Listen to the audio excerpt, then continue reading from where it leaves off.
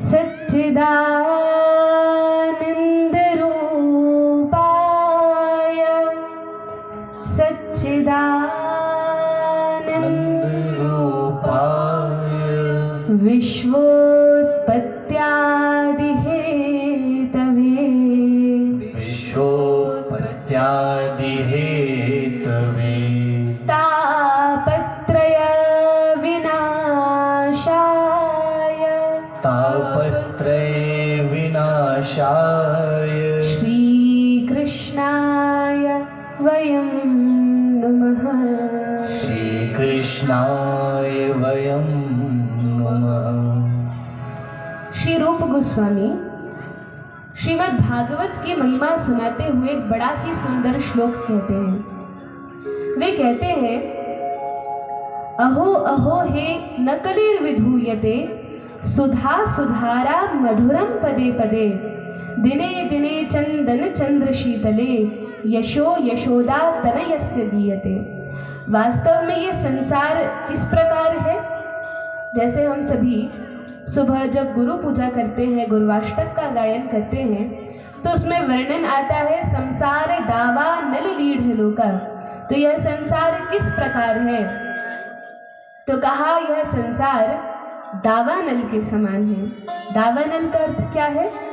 जंगल में लगी हुई आग को, जब जंगल में आग लग जाती है, अग्नि फैल जाती है, तो उसको दावानल कहते हैं। तो वन में लगी हुई आग बहुत भयंकर होती है, पूरे जंगल को जलाकर भस्म कर देती है। जितने जीव जंतु मनुष्य मानव जो भी उस वन में होते हैं सब जलकर भस्म हो जाते हैं। कोई जंगल की आग से बच नहीं सकता। लेकिन क्या उपाय है कि उस आग को बुझाया जाए? अब इतना बड़ा जंगल है, गहरा जंगल है, उसमें आग लग गई है, तो क्या हम अपने सामर्थ्य से वन की आग को बुझा सकते हैं? नहीं, हमारे बस की तो बात नहीं है। फिर कैसे उस वन की आग बुझेगी? तो कहा जब बादल वर्षा करेंगे, जब ऊपर से पानी बरसेगा, तभी वह अग्नि बुझ सकती है, अन्यथा और कोई उपाय नहीं है। इसी प्रकार से जो गुरुजन होते हैं, जो आचार्य गण होते हैं, वह इस भागवत रूपी वर्षा को बरसाते हैं। और ये जो संसार है ये किसके समान है? ये दावानल के समान है, ये एक जंगल के समान है जिसमें आग लगी है। अर्थात हमारे जीवन में बहुत सारे कष्ट आते हैं, संकट आते हैं, दुख आते हैं, ताप आते हैं, लेकिन यह कैसे बुझेंगे, कैसे मिटेंगे, कैसे शांत होंगे? तो कहा अहो अहो हे न कलिर्विधूयते। इस श्रीमद् भागवत के अलावा कोई और साधन नहीं है, कोई और उपाय नहीं है जो शीतलता प्रदान कर सकता है, मुख्य रूप से इस कलयुग में। तो यह किस प्रकार है? चंदन चंद्र शीतले, यह अग्नि तो बुझाता ही है और साथ में जिस प्रकार सुंदर शीतल चंदन होता है उसके समान हमारे हृदय को लेपित कर देता है। तो हमें बड़ा ही आश्रय मिलता है, शांति प्राप्त होती है, बड़ा सुख का अनुभव होता है। तो जिनका हृदय शुद्ध है, जो पुण्यात्मा है, जिनके ऊपर भगवान की कृपा हुई है, जिनके ऊपर भगवान ने दृष्टिपात किया है, वास्तव में उन जनों को भगवान की सुंदर कथा का रसास्वादन करने का अवसर प्राप्त होता है। अब यह श्रीमद् भागवत क्या है? तो कहा यह श्रीमद् भागवत कुछ और नहीं बल्कि साक्षात भगवान ही है। लेकिन भगवान कैसे हैं? भगवान श्री कृष्ण तो द्विभुज रूप में, हाथ में मुरली धारण किए हुए त्रिभंग ललित रूप में रहते हैं, श्याम सुंदर के रूप में रहते हैं। तो यह भागवत तो एक पुस्तक है, यह कैसे भगवान हो सकते हैं? तब आचार्यगण बताते हैं कि भगवान इतने दयालु हैं, इतने कृपालु हैं कि भगवान केवल अपने द्विभुज रूप में ही नहीं होते, लेकिन भगवान तो अनेक रूपों में अपना विस्तार करते हैं। कहा कैसे विस्तार करते हैं? तो पशुओं के कुल में भगवान मत्स्य अवतार ग्रहण करते हैं, कूर्म अवतार ग्रहण करते हैं, नृसिंह अवतार ग्रहण करते हैं। इस प्रकार से भगवान पशुओं के कुल में जन्म लेते हैं ताकि उनका भी उद्धार हो सके। भगवान को उनकी भी चिंता है। जलचरों के यहाँ भगवान मत्स्य अवतार ग्रहण करते हैं, बौने ब्राह्मण के रूप में भगवान वामन अवतार ग्रहण करते हैं, मनुष्य के रूप में जब भगवान मनुष्यवत लीला करने आते हैं, तब श्री राम के रूप में, श्री परशुराम जी के रूप में, भगवान कृष्ण के रूप में भगवान अपना विस्तार करते हैं। तो इस प्रकार से भगवान अलग अलग रूपों में, सभी रूपों में विस्तार करते हैं। कहाँ तक कहें, भगवान तो धातुओं में भी अपना विस्तार करते हैं। सोना चांदी पीतल की हम मूर्ति बनाते हैं, वे भगवान के अर्चा विग्रह हैं, और अर्चा विग्रह और भगवान के साक्षात सच्चिदानंद स्वरूप में भेद नहीं है। तो भगवान धातुओं के रूप में विस्तार करते हैं, और फिर ग्रंथ के रूप में भगवान श्रीमद् भागवत के रूप में, भगवत गीता के रूप में, रामायण के रूप में अपना विस्तार करते हैं, और हम सभी के परम कल्याण के लिए इस जगत में भगवान प्रकट होते हैं। श्रीमद् भागवत की महिमा का वर्णन अनेक शास्त्रों में, अनेक पुराणों में किया गया है। वास्तव में जितने भी तीर्थ स्थल होते हैं, नदियां होती हैं, महात्मा होते हैं, संत होते हैं, वैष्णव होते हैं, उन सभी की महिमा का वर्णन शास्त्रों में, पुराणों में किया जाता है। शास्त्रों में तीर्थ स्थलों की महिमा का वर्णन है, किस प्रकार से पुण्य कर्म करने चाहिए उनका वर्णन है। तो अलग अलग महात्म्य इन शास्त्रों में, उपनिषदों में दिया गया है। इसी प्रकार से श्रीमद् भागवत महापुराण का भी महात्म्य अलग अलग शास्त्रों में वर्णित है। लेकिन मुख्य रूप से दो पुराणों में, जिनका नाम है स्कंध पुराण और पद्म पुराण, इनमें विशेष रूप से श्रीमद् भागवत की महिमा का वर्णन है।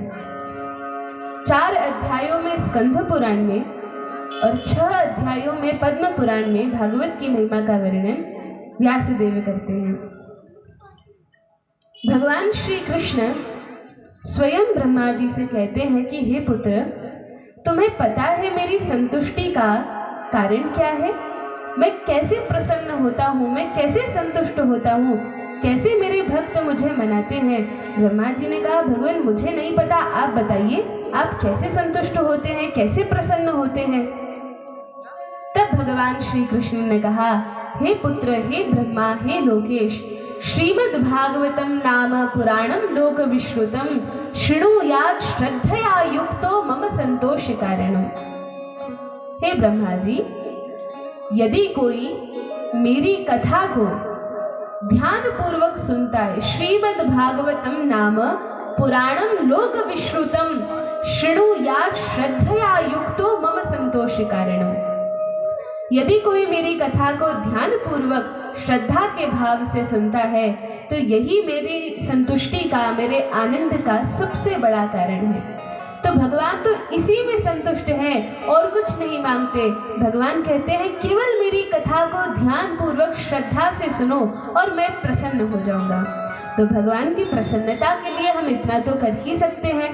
हम यहाँ पर पंडाल में बैठे हैं, बैठकर एक आसन से कथा सुन रहे हैं, लेकिन यदि हमारा मन इधर उधर भटकता रहे, यदि हम श्रद्धा भाव से न बैठे, तो फिर इसका पूरा पूरा लाभ हमें प्राप्त नहीं हो पाएगा।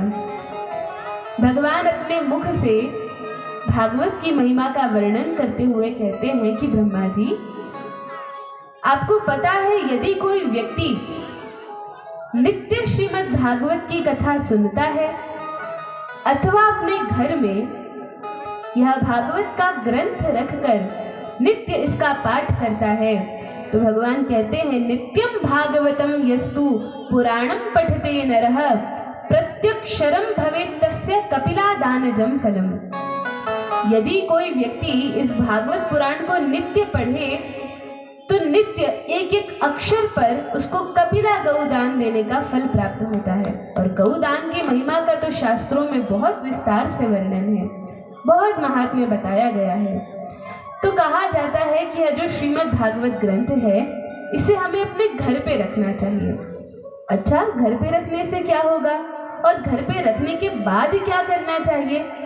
तो हम सभी क्या करते हैं, अधिकतर लोग, आप लोग तो वैष्णव हैं, लेकिन जो बाहर के लोग होते हैं वे ग्रंथों को घर पर तो लाते हैं, भगवत गीता को, रामायण को, भागवत को घर में तो लाते हैं, लेकिन एक लाल कपड़े में, पीले कपड़े में अच्छे से बंद करके और ऊपर मंदिर में टांग देते हैं। तो क्या इस प्रकार से भगवान को प्रसन्नता होगी?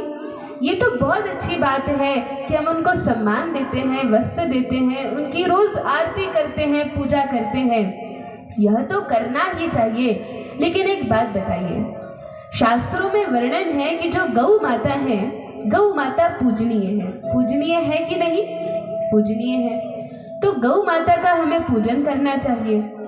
अब कोई कहे कि आप गौ माता को तिलक चंदन कीजिए, अक्षत अर्पण कीजिए, पुष्प अर्पण कीजिए, नित्य आरती कीजिए, उनका सब कुछ करें, हम उनके मंत्र का जाप करें, लेकिन उनको पाने के लिए भोजन न दे, चारा न दे, तो क्या यह गौ माता की सेवा होगी? हम उनकी पूजा तो कर रहे हैं लेकिन उन्हें खाने के लिए नहीं दे रहे, तो ये उनकी सेवा नहीं है। तो सेवा किस प्रकार से होगी? यह सब हम करें अच्छा है, लेकिन साथ में पेट भर भोजन और पानी तो प्रदान करें। उसी प्रकार से ग्रंथ रूप में भगवान की जब हम सेवा करते हैं तो केवल आरती उतारने से संपूर्ण सेवा नहीं होती, बल्कि जब हम इसको खोल कर पढ़ना प्रारंभ करते हैं तब वास्तव में भगवान की सेवा होती है। तो हमें नित्य श्रीमद् भागवत का पठन पाठन करना चाहिए, और घर में ही रखने की इतनी महिमा है तो पढ़ने की कितनी महिमा होगी। भगवान कहते हैं, ब्रह्मा जी, यावत् दिनानि हे पुत्र शास्त्रम भागवतम गृहे तावत् पिबन्ति पितरः क्षीरम सर्पिर्मधुधकम। जितने दिनों तक किसी व्यक्ति के घर में, जितने दिनों तक किसी व्यक्ति के घर में यह भागवत शास्त्र रखा रहता है, हम पढ़ भी नहीं रहे, केवल रखा हुआ है, तो भगवान कहते हैं, यावत् दिनानि हे पुत्र शास्त्रम भागवतम गृहे तावत् पिबन्ति पितरः। उतने दिनों तक उस व्यक्ति के जो पुरखे हैं, जो पितरगण हैं, भले ही वे नर्क में हो या किसी भी लोक में गए हो, उन्हें सुंदर दूध, दही, माखन, स्वादिष्ट भोजन, मधु आदि पान करने का सुअवसर प्राप्त होता है। अब आप कहेंगे इसमें कौन सी बहुत बड़ी बात है? यदि उन्हें अच्छा सुंदर भोजन प्राप्त हो रहा है तो ये कौन सी बड़ी बात है? तो वर्णन है, यदि धोखे से किसी पाप कर्म के कारण हमारे जो पूर्वज हैं, यदि वे नरक चले गए, तो नरकों का आगे वर्णन आएगा कथा में कि नरकों का वर्णन बड़ा ही भयंकर है। यदि गरुड़ पुराण उठाकर पढ़ें तो उसमें वर्णन है किस प्रकार से जब कोई व्यक्ति नरक में प्रवेश करता है तो सूर्य बहुत गर्मी लगती है, प्यास लगती है, उसे पीने के लिए पानी मांगता है, तो जो यमदूत होते हैं वो उसको पानी नहीं देते पीने के लिए, फिर क्या देते हैं? तो उसको जो गंदी वस्तु होती है, हाँ, जिस प्रकार से मलमूत्र इत्यादि है, वो खाने पीने के लिए दिया जाता है। वो तड़पता है, मना करता है, चिल्लाता है, रोता है, लेकिन वहाँ उसकी कोई नहीं सुनता। अब यदि ऐसी स्थिति में उनके कोई वंशज अपने घर में श्रीमद् भागवत पुराण को रखें तो वहाँ भी उनको सुंदर इस प्रकार से भोजन प्राप्त होगा, दही, दूध, मिष्ठान प्राप्त होंगे। तो भागवत को घर में ही रखने की इतनी महिमा है। फिर कहा, यच्छन्ति वैष्णवे भक्त्या शास्त्रम भागवतम ही ये कल्पकोटि सहस्राणि मम लोके वसन्ति ते। यदि कोई व्यक्ति भगवान के परम भक्त को, वैष्णव को यह श्रीमद् भागवत ये ग्रंथ दान करता है तो वह कल्प कोटि सहस्राणि अर्थात अनंत युगों तक, अनंत युग का अर्थ है हमेशा के लिए, क्योंकि एक बार जो भगवान के धाम में चला जाता है, यद गत्वा न निवर्तन्ते तद धाम परमं मम। एक बार जो व्यक्ति भगवान के धाम पहुंच गया फिर वहां से वापस नहीं आना पड़ता, फिर कोई धक्का मार के हमें यहाँ भिजाता नहीं है इस भौतिक संसार में। तो कहा, इतने दिनों तक अर्थात हर समय के लिए वह भगवान के लोक में निवास करता है। कौन? जो वैष्णवों को श्रीमद् भागवत ग्रंथ दान करता है। मुख्य रूप से भगवान कहते हैं कि एकादशी के दिन अवश्य ही श्रीमद् भागवत कथा सुनने जाना चाहिए।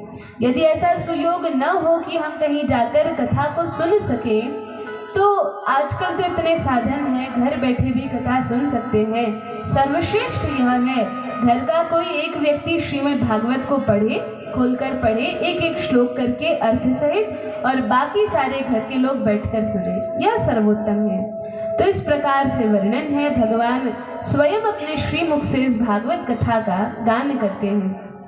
आगे वर्णन है सच्चिदानंद रूपाय विश्वोत्पत्त्यादि हेतवे तापत्रय विनाशाय श्री कृष्णाय वयम नमः। सच्चिदानंद रूपाय, भगवान का जो रूप है यह कैसा है? सच्चिद आनंद। 3 शब्दों के मेल से, 3 शब्दों की संधि से यह शब्द सच्चिदानंद बना है। इसका अर्थ क्या है? वास्तव में इसका बड़ा ही गूढ़ अर्थ है। आचार्यगण बताते हैं सत का अर्थ है जो हमेशा से था और हमेशा रहेगा, जो अनंत है, नित्य है, सदैव रहने वाला है। तो भगवान सतरूप है और भगवान के सतरूप का वर्णन 4 शब्दों से किया जा सकता है। कौन कौन से हैं? भगवान श्री कृष्ण। वैसे तो ये सच्चिदानंद शब्द सभी जो पुण्यात्मा है, देवी देवताओं के उपासक हैं, वे अपने अपने इष्ट के लिए सच्चिदानंद यह शब्द लगाते हैं। लेकिन जब भगवान श्री कृष्ण के लिए यह सच्चिदानंद शब्द प्रयोग होता है तो इसका अर्थ बड़ा ही सुंदर हो जाता है। क्या अर्थ होता है? तो सत माने होता है भगवान श्री कृष्ण हमेशा नित्य किशोर होते हैं। तो भगवान का पहला सत्य है नित्य किशोर, अर्थात भगवान हमेशा किशोर अवस्था में। किशोर अवस्था कौन सी अवस्था है? 15-17 वर्ष की जो अवस्था है इसको किशोर अवस्था कहा जाता है। तो भगवान श्री कृष्ण हमेशा यही किशोर अवस्था में होते हैं।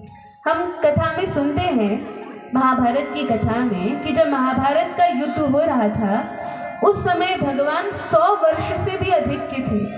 तो महाभारत के युद्ध में जब भगवान अर्जुन का रथ हाँक रहे थे, रथ चला रहे थे, तो भगवान की आयु 100 वर्ष के भी ऊपर थी। लेकिन हम कभी नहीं देखते किसी भगवान के चित्र में कि भगवान की दाढ़ी मूंछ हो गई है या भगवान के बाल सफ़ेद हो गए हैं।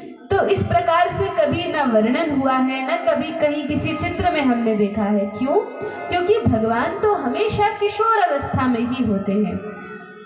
तो इस प्रकार से नित्य किशोर, यह पहला सत्य है। दूसरा सत्य है नटवर। नटवर का अर्थ क्या है? भगवान हमेशा इठलाते हुए आनंद में रहते हैं। वर्णन है भगवान के धाम में जो भगवान के पार्षद भक्त निवास करते हैं, तो जब वे अपने मुख से कुछ कहते हैं, भगवान अपने मुख से यदि कुछ कहें तो वो कोई प्रवचन नहीं होता या फिर कोई साधारण शब्द नहीं होते। भगवान के मुख से जब वाणी निकलती है तो वह संगीत के गीत के रूप में, गायन के रूप में होता है। भगवान यदि कुरुक्षेत्र के युद्ध स्थल में अर्जुन को गीता का उपदेश भी सुनाते हैं तो वह गीतामृत कहलाता है, अर्थात गीत के रूप में भगवान उपदेश देते हैं। तो भगवान के मुख से निकले हुए वचन श्लोक के रूप में होते हैं, वह भी लयबद्ध होते हैं। जब भगवान चलते हैं तो साधारण हमारे जैसे नहीं चलते, लेकिन भगवान का चलना वह नृत्य के समान होता है। भगवान तो हमेशा आनंद में है। नृत्य कौन व्यक्ति करता है?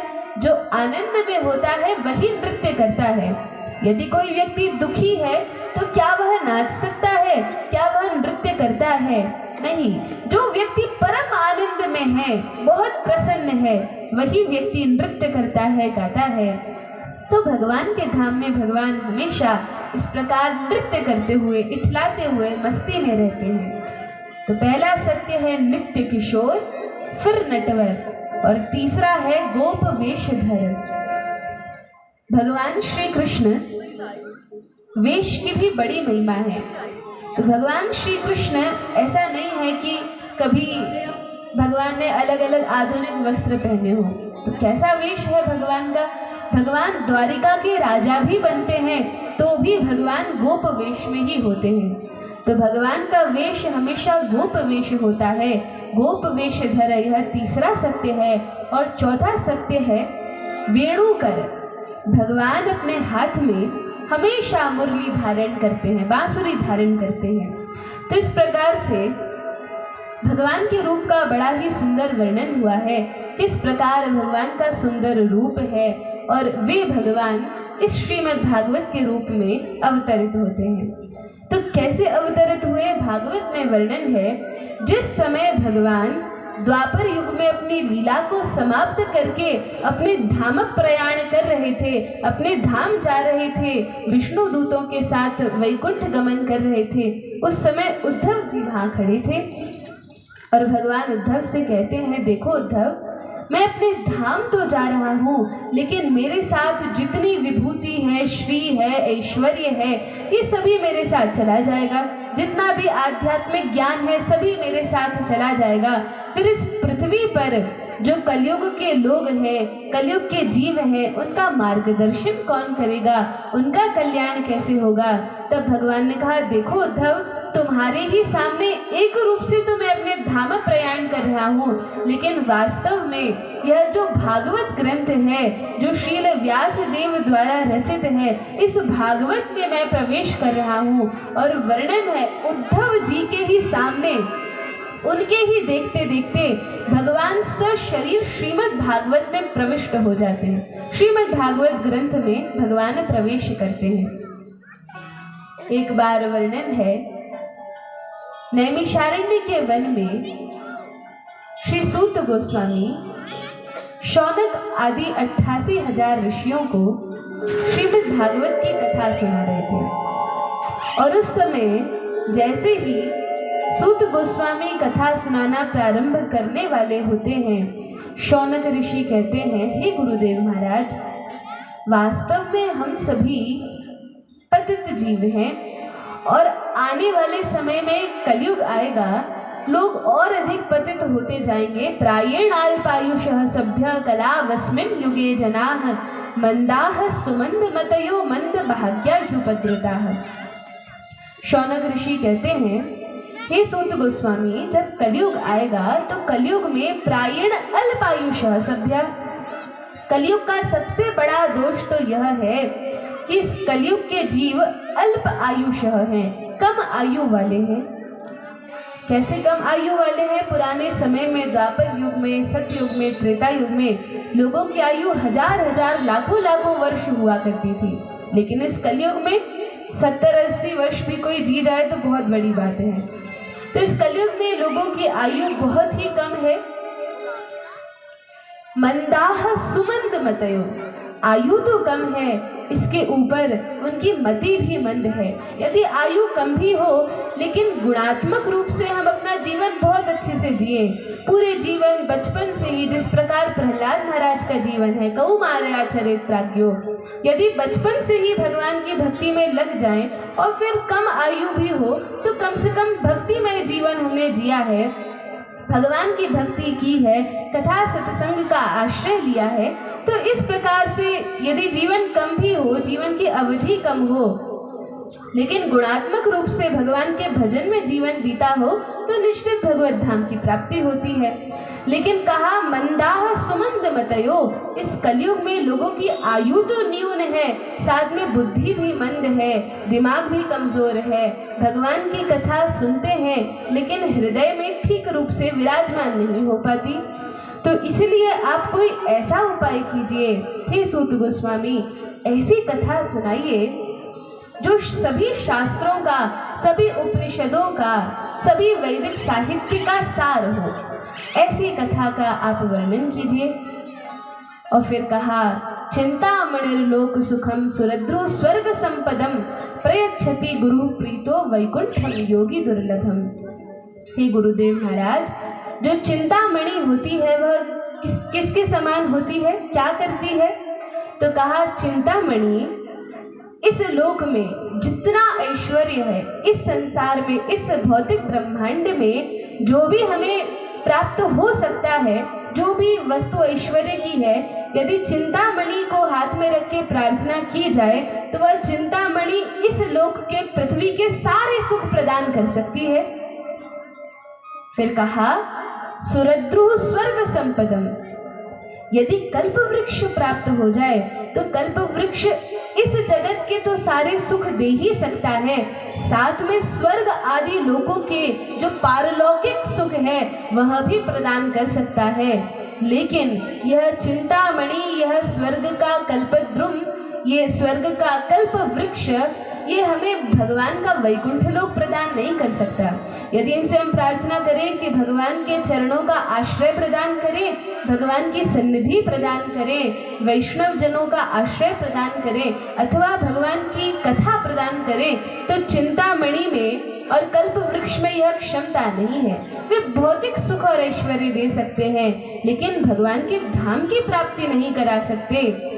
लेकिन जो गुरुदेव भगवान हैं, जो गुरुदेव महाराज हैं, प्रयच्छति गुरु प्रीतो वैकुंठम योगी दुर्लभम। यदि गुरु हम पर प्रसन्न हो जाए, यदि गुरुदेव महाराज कृपा करें, तो वो योगियों का दुर्लभ वैकुंठ लोक भी प्रदान कर सकते हैं।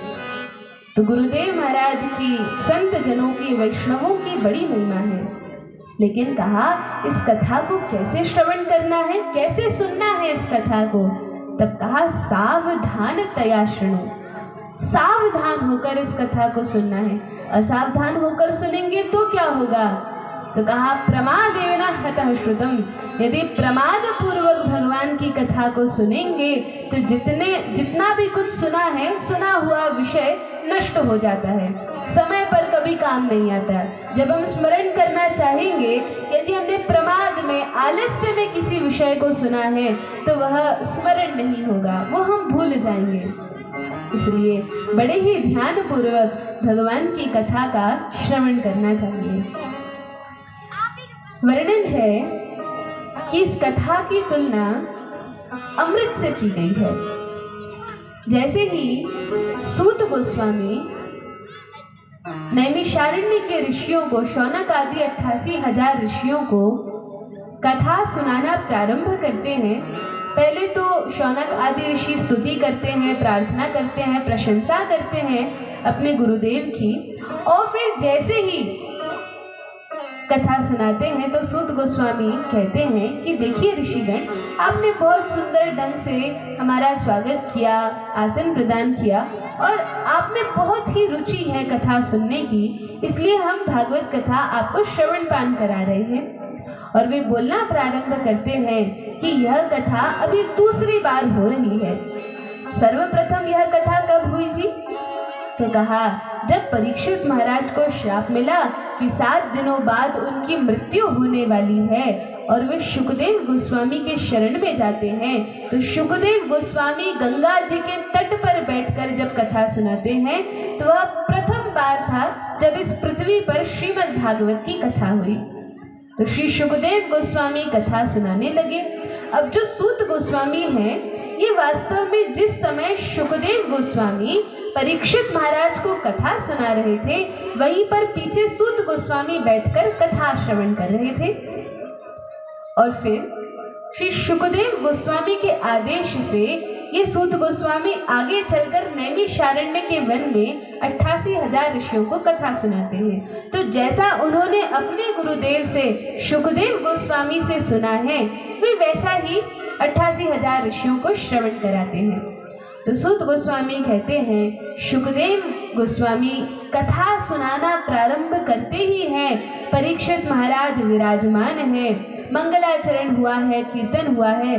अब कथा प्रारंभ होने ही वाली थी कि इतने में स्वर्ग से देवता आ जाते हैं, हाथ में अमृत का कलश लिए हुए। तो स्वर्ग से देवता आए। अब ये देवता चाहते तो पीछे बैठ जाते, थोड़ी देर से आए थे तो पीछे बैठ जाते और कथा का श्रवण करते। लेकिन देवताओं ने क्या किया? शुकदेव गोस्वामी व्यासपीठ पर बैठकर कथा कर रहे हैं, शुकदेव गोस्वामी के सन्मुख, उनके ही सामने परीक्षित महाराज मुख्य यजमान के रूप में बैठकर कथा सुन रहे हैं। लेकिन ये देवता वक्ता और श्रोता के बीच में आकर खड़े हो गए और अमृत का कलश हाथ में रखकर कहने लगे, हे शुकदेव गोस्वामी, आप हमारा यह स्वर्ग का अमृत स्वीकार करें। शुकदेव गोस्वामी ने कुछ नहीं कहा। ये देवता कहते हैं, हे शुकदेव गोस्वामी, आपको चिंता है ना कि इन परीक्षित महाराज की 7 दिनों के पश्चात मृत्यु हो जाएगी, सर्प दंशन से इनकी मृत्यु होगी, तो आप इसकी चिंता ना करें। एक काम कीजिए, हम यह जो स्वर्ग का अमृत लेकर आए हैं, यह स्वर्ग का अमृत आप परीक्षित को पिला दीजिए, और जो आप परीक्षित को भागवत की कथा सुनाने वाले हैं, ये कथा का अमृत हमें पिला दीजिए। सुखदेव गोस्वामी यह बात सुनकर प्रसन्न नहीं हुए, लेकिन बहुत क्रोधित हो गए और कहने लगे कि हे देवताओं, क्व सुधा क्व कथा लोके क्व काचः क्व मणिर्महान ब्रह्मरातो विचार्यैवं तदा देवान् चहासः। सुखदेव गोस्वामी ने कहा, क्व सुधा क्व कथा लोके, कहाँ तुम्हारा स्वर्ग का तुच्छ अमृत और कहाँ भगवान की मंगलमयी कथा। क्या एक कांच के टुकड़े की तुलना, एक टूटे हुए कांच के टुकड़े की तुलना किसी हीरे से की जा सकती है? हीरे और कांच में कितना भेद है। दिखने में दोनों चमकते हैं, लेकिन वास्तव में इनमें बहुत अंतर है, बहुत भेद है। इसी प्रकार स्वर्ग के अमृत में और भगवान की कथा अमृत में महान भेद है, महान अंतर है। सुखदेव गोस्वामी कहते हैं, तुम इस प्रकार कथा का विनिमय करने आए हो, ये ले लो और भगवान की कथा दे दो।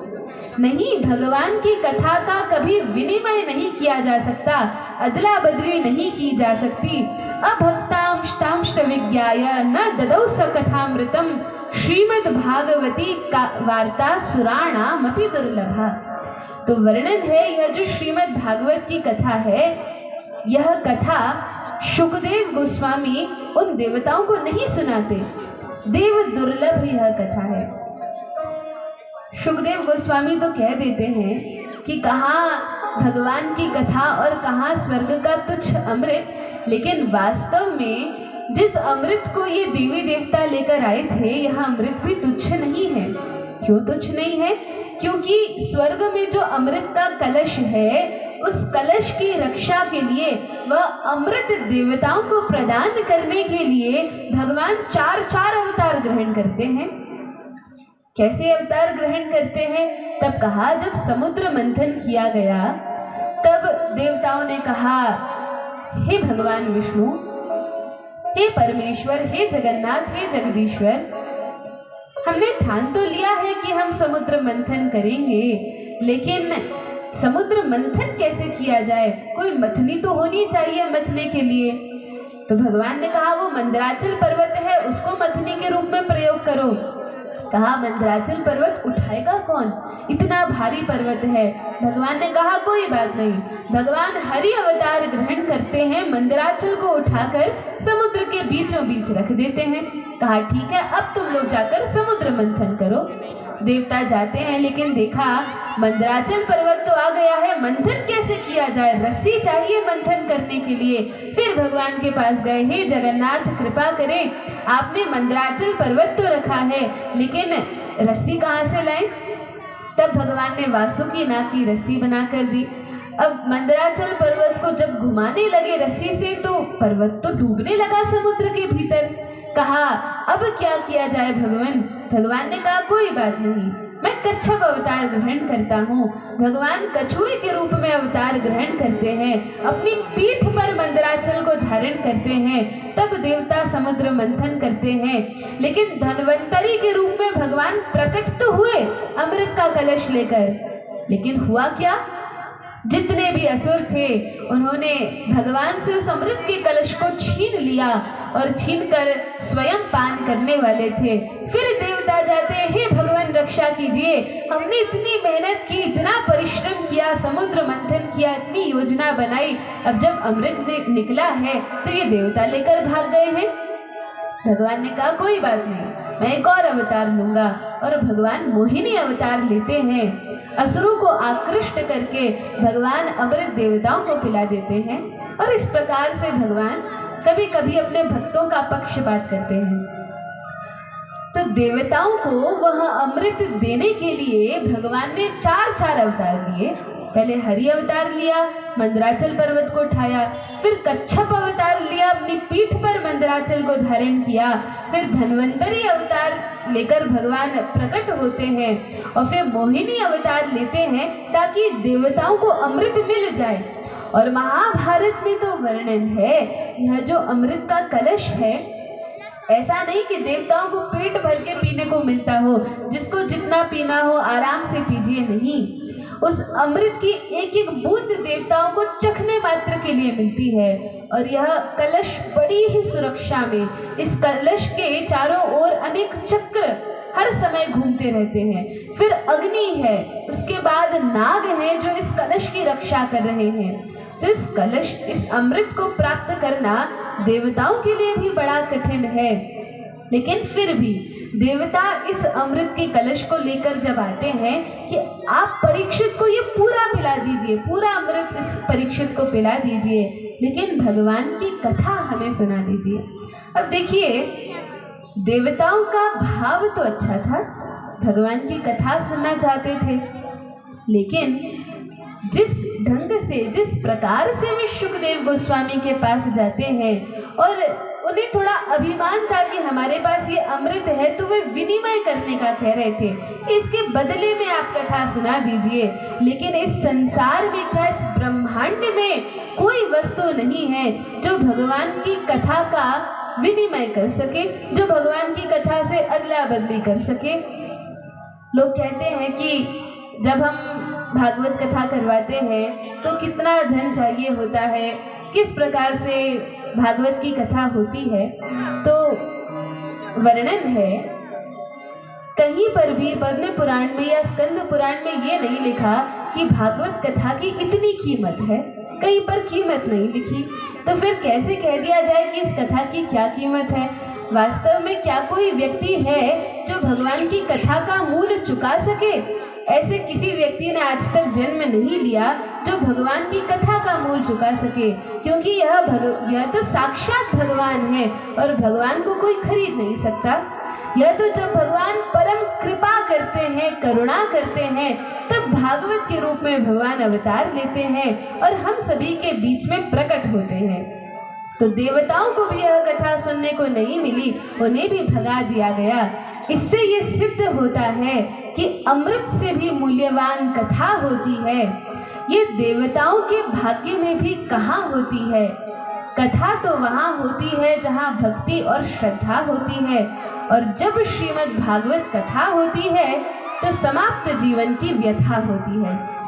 श्री सूत गोस्वामी इस प्रकार से वर्णन करते हैं। आगे वर्णन आता है कि जब ब्रह्मा जी ने देखा भागवत की इस कथा को 7 दिनों तक सुनने के बाद, परीक्षित महाराज जिनकी मृत्यु एक सांप के काटने से होती है, वे परीक्षित महाराज विष्णु दूतों के साथ भगवान के धाम को प्रयाण कर जाते हैं, भगवान के धाम चले जाते हैं। यह सुनकर ब्रह्मा जी को बड़ा आश्चर्य हुआ। ब्रह्मा जी ने कहा, शास्त्रों के अनुसार विष पीने से, आत्महत्या करने से, जानबूझकर मारे जाने से, यह सब जो अकाल मृत्यु होती है, तो अकाल मृत्यु बहुत अच्छी, श्रेष्ठ नहीं मानी जाती। जिस किसी भी मनुष्य की अकाल मृत्यु होती है उसको भूत पिशाच की योनियों में, नीच योनियों में प्रवेश करना होता है।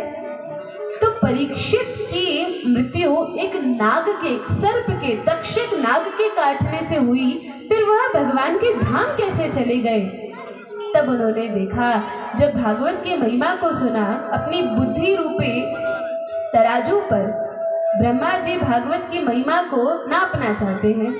तो ब्रह्मा जी तराजू के एक पलड़े में इस संसार का जितना ऐश्वर्य है, धन है, वह सब एक पलड़े में रखते हैं और एक पलड़े में श्रीमद् भागवत को विराजमान करते हैं। लेकिन श्रीमद् भागवत का पलड़ा भारी होता है। फिर एक पलड़े में सभी शास्त्रों को, वेदों को, निगम आगम सब कुछ विराजमान करते हैं, महाभारत आदि ग्रंथ भी विराजमान करते हैं। इस संसार का सारा ऐश्वर्य, सारे पुण्य कर्म, दान, तपस्या सब कुछ रखते हैं और एक पलड़े पर केवल श्रीमद् भागवत की कथा को रखते हैं। तभी श्रीमद् भागवत की कथा का पलड़ा भारी होता है। ब्रह्मा जी समझ गए, वास्तव में भगवान की जो कथा है यह दान, पुण्य, तपस्या, सत्कर्म, इन सब के ऊपर है। सबसे ऊपर भगवान की यह भागवत कथा है। एक बार वर्णन आता है, श्री शुकदेव गोस्वामी वर्णन करते हैं, नारद जी बड़े ही दुखी मन से कहीं जा रहे थे। और मार्ग में उन्हें सनकादि ऋषि मिल जाते हैं। जब सनकादि ऋषियों ने नारद जी को देखा तो वैसे तो नारद जी हमेशा नारायण नारायण का कीर्तन करते हुए तीनों ब्रह्मांडों में भगवान की कीर्ति का गान करते हैं। वास्तव में भगवान के जो भक्त हैं उनका एक ही लक्ष्य होता है। क्या लक्ष्य है? भगवान के जो प्राण प्रिय भक्त हैं उनका लक्ष्य केवल यह है कि वे भगवान की कथा का, भगवान के कीर्तन का, हरिनाम का प्रचार इस संपूर्ण ब्रह्मांड में करना चाहते हैं। तो नारद जी हमेशा भगवान के नाम का गायन करते हैं, हरिनाम संकीर्तन करते हैं। तो आइए कुछ समय के लिए हम भी नारद जी के साथ ही हरिनाम संकीर्तन करते हैं और उसके पश्चात आगे की कथा में प्रवेश करेंगे। बोले संत भगवान की जय। संतन के संग लाग रे तेरी अच्छी बनेगी।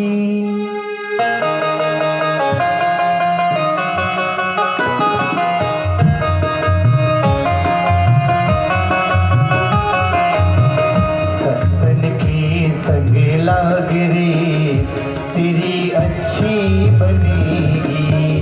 संतन के संग लाग रे तेरी अच्छी बनेगी। अच्छी बनेगी तेरी किस्मत बनेगी। अच्छी बनेगी तेरी किस्मत बनेगी। होए तेरो बड़े भाग रे तेरी अच्छी बनेगी। संतन के संग लाग रे तेरी अच्छी बनेगी।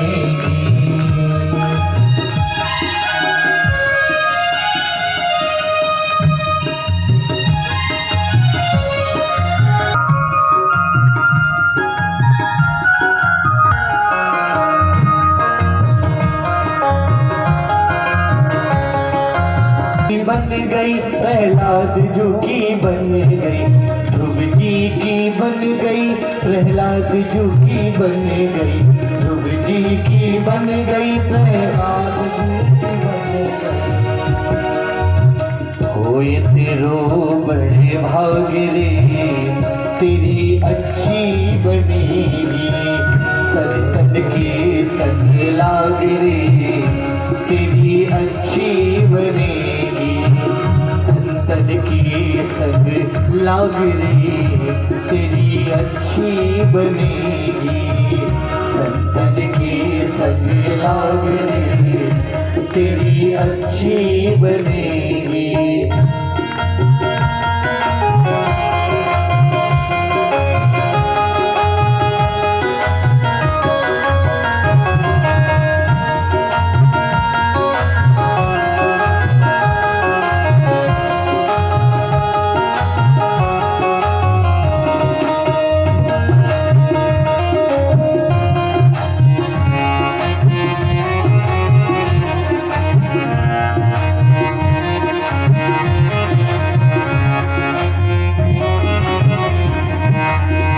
कागा से तो है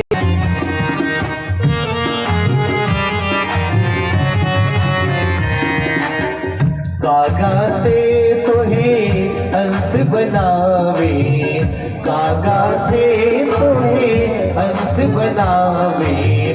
मिट जाए दिल के सागरे वो तेरी अच्छी बनेगी। संतन के संग लाग रे वो तेरी अच्छी बनेगी। संतन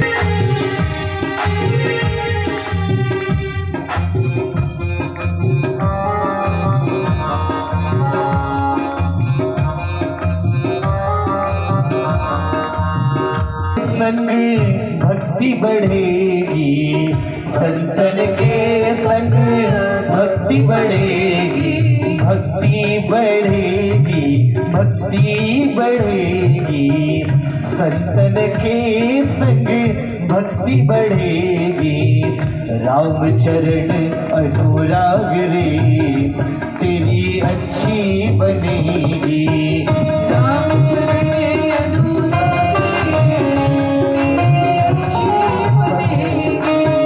संतन के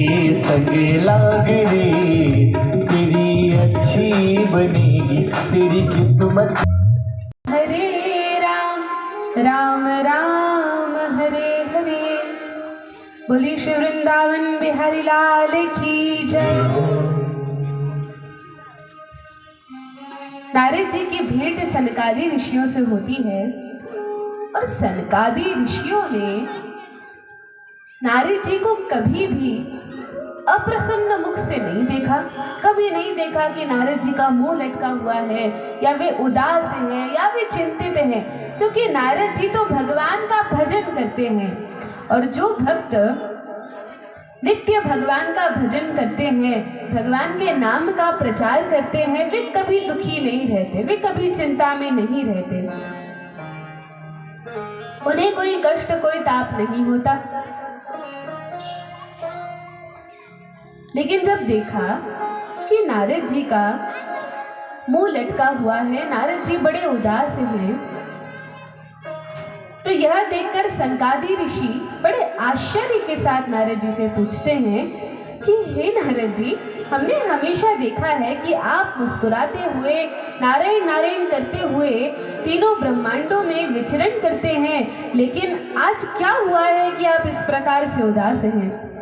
कथम ब्रह्मन् दीन मुखः कुतश्चिन्तातुरो भवान त्वरितं गम्यते कुत्र कुतश्चागमनं तव। इतने घबराए हुए कहाँ से आ रहे हैं, कहाँ जा रहे हैं, क्यों इस प्रकार चिंतातुर हैं? इदानीं शून्य चित्तोऽसि गतवित्तो यथा जनः तवेदं मुक्त संगस्य नोचितं वद कारणम।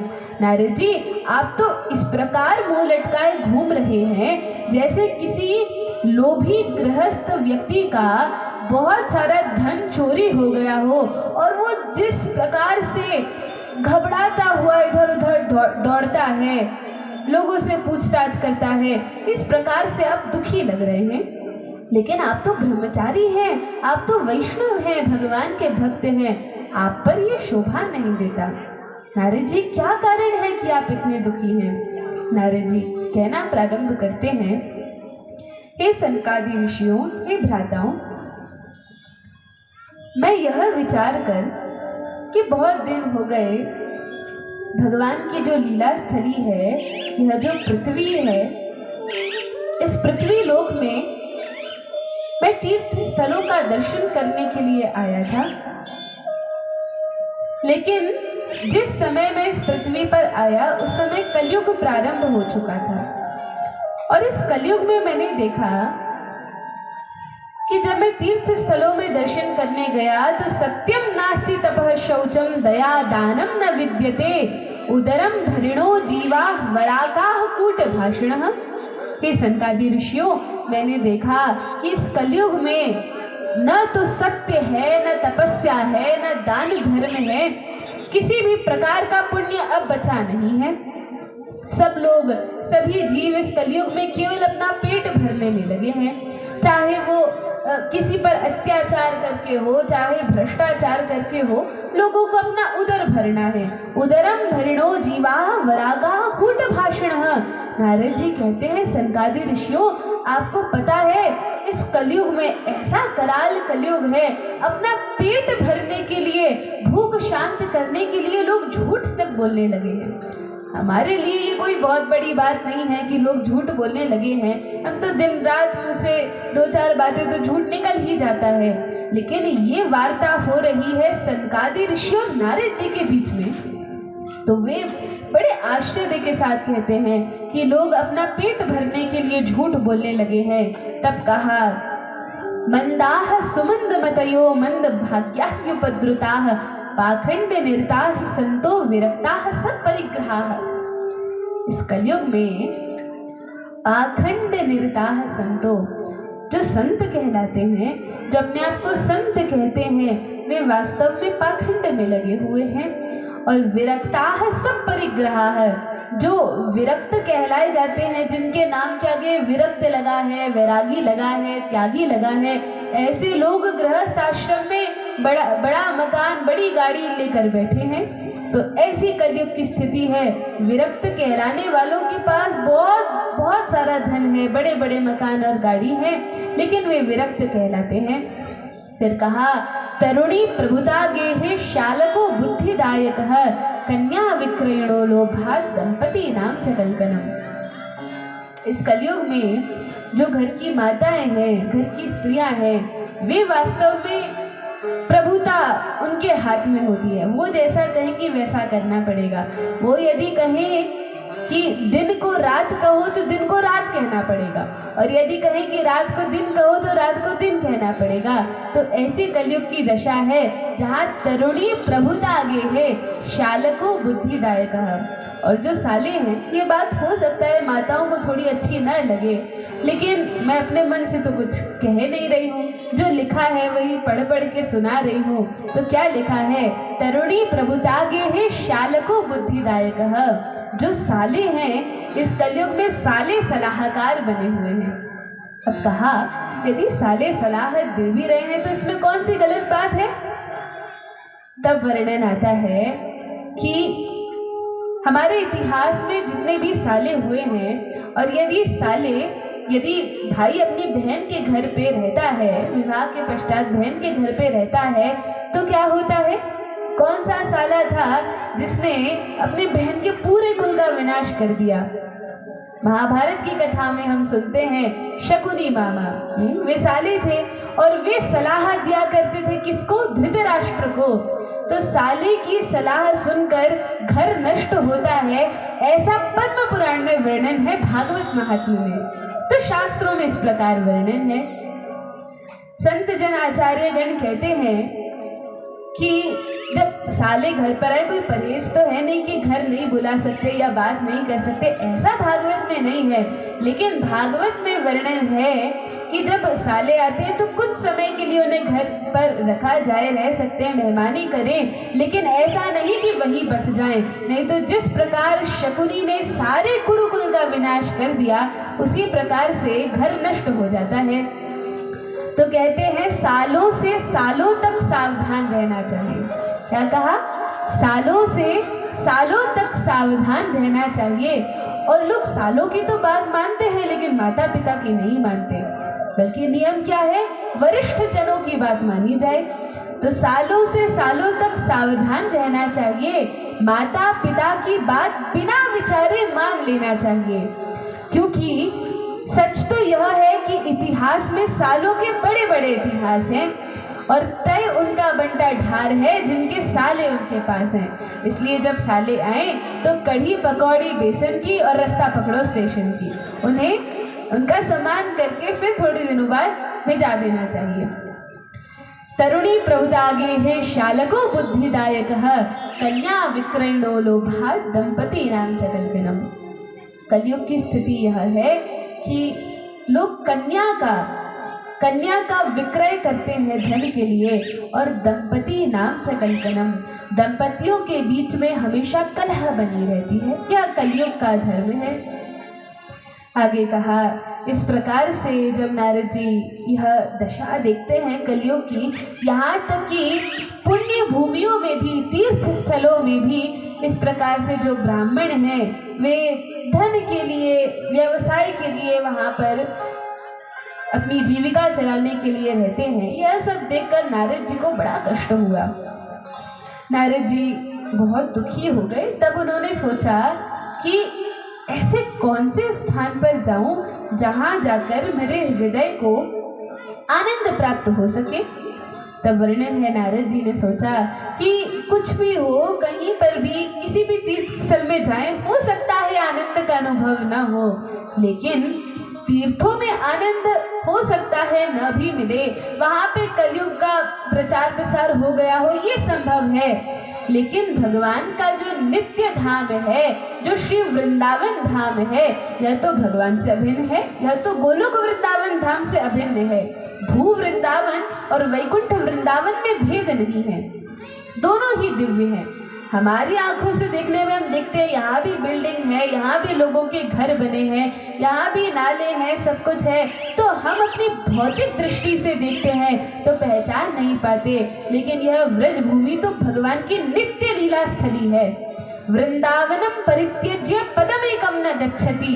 भगवान वृंदावन को छोड़कर एक पग भी वृंदावन की सीमा के बाहर नहीं धरते। नारद जी ने सोचा वहीं ब्रजधाम में मुझे जाकर आश्रय लेना चाहिए। और नारद जी जाते हैं वृंदावन में। वृंदावन में जाने के बाद नारद जी के हृदय को बड़ा आनंद, बड़ा संतोष प्राप्त हुआ। क्यों? क्योंकि वहां पर जब नारद जी प्रवेश करते हैं तो देखते हैं कि सर्वत्र संत जन हरिनाम की महिमा गा रहे हैं, कथा सत्संग कीर्तन नित्य चल रहा है। नारद जी बड़े प्रसन्न हुए। यमुना जी के तट पर खड़े होकर देख रहे थे किस प्रकार से यमुना जी बह रही है, प्रवाह है, और भगवान नित्य लीला यमुना जी में करते हैं। बड़े प्रसन्न थे। लेकिन इतने में नारद जी ने देखा कि यमुना जी के तट पर कुछ सुंदर तरुणियां, कुछ स्त्रियां बैठी हैं, कुमारियां बैठी हैं, और उन सब कुमारियों के बीच में एक अति सुंदर कुमारी बैठी है, लेकिन वह बहुत विलाप कर रही है, रो रही है। नारद जी ने सोचा मैं पास में जाऊं, जाकर पूछूं कि दुख का कारण क्या है। नारद जी जब थोड़े पास में गए तो देखा उस कुमारी के, उस तरुणी के सामने दो वृद्ध पुरुष लेटे थे और उन्हें देख देख कर वो रोए जा रही थी। नारद जी पास में गए, कहा देवी आपके दुख का कारण क्या है? सोच ही रहे थे कि पास में जाकर पूछें, लेकिन नारद जी पास में गए, थोड़ा झांका, फिर नारद जी ने कहा यहाँ तो सब स्त्रियां हैं, मैं ब्रह्मचारी हूँ। नारद जी जाने लगे, लेकिन जैसे ही नारद जी जा रहे थे, वो जो स्त्री रो रही थी, वो जो तरुणी रो रही थी, वो कहती है भो साधु क्षणम तिष्ठ मच्चित्ताम विनाशय दर्शनम तव लोकस्य सर्वथा घहरम परम। नारद जी रुकिए रुकिए, हे साधु रुकिए, जरा ठहरिए। नारद जी ने कहा क्या हुआ देवी? हे माता आप कौन है? तो वे देवी कहती है नारद जी आप मुझे जानते हैं। अच्छा आपका नाम क्या है? मैं पहचान नहीं पा रहा हूँ। तो देवी ने कहा अहम भक्तिरिति ख्याता इमौ में तनयो मतौ। हे नारद जी आप मुझे जानते हैं, आप तो भक्ति के आचार्य हैं। मैं साक्षात भक्ति देवी हूँ, मैं ही मूर्तिमान भक्ति हूँ। और हे नारद जी मेरे सामने ये जो दो वृद्ध पुरुष लेटे हैं, ये दो मेरे पुत्र हैं। नारद जी को बड़ा आश्चर्य हुआ, ये माता भक्ति है, भगवान की सबसे प्रियतमा, और भक्ति देवी विलाप कर रही है, सामने दो वृद्ध हैं। अब इस संसार में कभी ऐसा देखा नहीं जा सकता कि कोई तरुणी कुमारी स्त्री हो और उसके जो पुत्र हैं वो वृद्ध हो गए हो, यह तो संभव नहीं। नारद जी ने कहा यह कैसे हुआ कि आपके पुत्र वृद्ध हैं और आप तरुणी स्त्री हैं? भक्ति देवी ने कहा हे नारद जी मैं आपको संपूर्ण कथा बताती हूँ, ध्यान पूर्वक सुनिए, सुनाइए। भक्ति देवी ने कहा उत्पन्ना द्रविड़े साहम वृद्धिं कर्नाटके गता क्वचित क्वचित महाराष्ट्रे गुर्जरे जीर्णतां गता। हे नारद जी मेरा जन्म तो द्रविड़ देश में, दक्षिण भारत में मेरा जन्म हुआ। कैसे जन्म हुआ? भक्ति देवी तो भाव के रूप में यहाँ विराजमान है, तो कहा आचार्यों के माध्यम से। हमारे जो 4 वैष्णव संप्रदाय हैं, इनके जो मुख्य आचार्य हैं विष्णु स्वामी हैं, मध्वाचार्य हैं, तो इस प्रकार से बहुत सारे आचार्यों का जन्म द्रविड़ देश में, दक्षिण भारत में होता है। तो उत्पन्ना द्रविड़े साहम, द्रविड़ देश में मेरा जन्म हुआ। वृद्धिम कर्नाटके गता, जब मैं थोड़ी बड़ी हुई, आगे चल के मैं कर्नाटक गई, वहां पर मेरा पालन पोषण हुआ, वृद्धि हुई, मैं बढ़ी। लेकिन नारद जी क्वचित क्वचित महाराष्ट्र, मैं जब महाराष्ट्र पहुंची तो महाराष्ट्र में कुछ स्थानों पर तो मेरा बहुत सम्मान किया गया, लेकिन कहीं कहीं पर तो पत्थर मार मार कर, अपमान कर करके मुझे भगा दिया गया।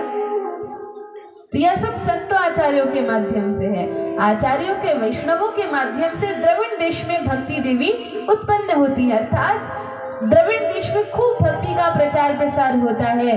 फिर जब कर्नाटक में जाती है वहां पर बहुत भक्ति का प्रचार होता है। लेकिन महाराष्ट्र में जाने के बाद, यह बहुत पहले समय की बात है, तो उस समय महाराष्ट्र में कुछ स्थानों पर भक्ति थी लेकिन कुछ स्थानों पर नहीं थी। लेकिन भक्ति देवी कहती है गुर्जरे जीर्णतां गता, जैसे ही मैं गुर्जर प्रदेश में, गुजरात में पहुंची, तो नारद जी वहां जाकर तो मैं जीर्ण शीर्ण हो गई, वहां जाकर तो मैं संपूर्ण रूप से मुझे नष्ट कर दिया गया। नारद जी ने कहा अच्छा फिर क्या हुआ? भक्ति देवी कहती है वहां जाकर तुम एकदम वृथा हो गई, मुझसे चलते भी नहीं बन रहा था, सब लोग मार रहे थे, कोई सम्मान नहीं कर रहा था। लेकिन नारद जी फिर मैंने सोचा भगवान के चरणों का आश्रय लेना चाहिए। तब मैं जैसे तैसे वृंदावन पहुंची और नारद जी यहाँ वृंदावन पहुंचकर मैं तो नवयुवती हो गई, तरुणी स्त्री बन गई, सुंदर हो गई। लेकिन मेरे ये जो दो पुत्र हैं जिनका नाम है ज्ञान और वैराग्य, भक्ति के पुत्र कौन है? ज्ञान और वैराग्य। तो ये ज्ञान और वैराग्य वृंदावन में आके ये बूढ़े हो गए। तो वृंदावन में भक्ति तो बहुत है लेकिन ज्ञान और वैराग्य इनके लिए संपूर्ण मात्रा में, अधिक मात्रा में ग्राहक नहीं है। तो ये ज्ञान और वैराग्य वहां जाकर क्षीण हो गए।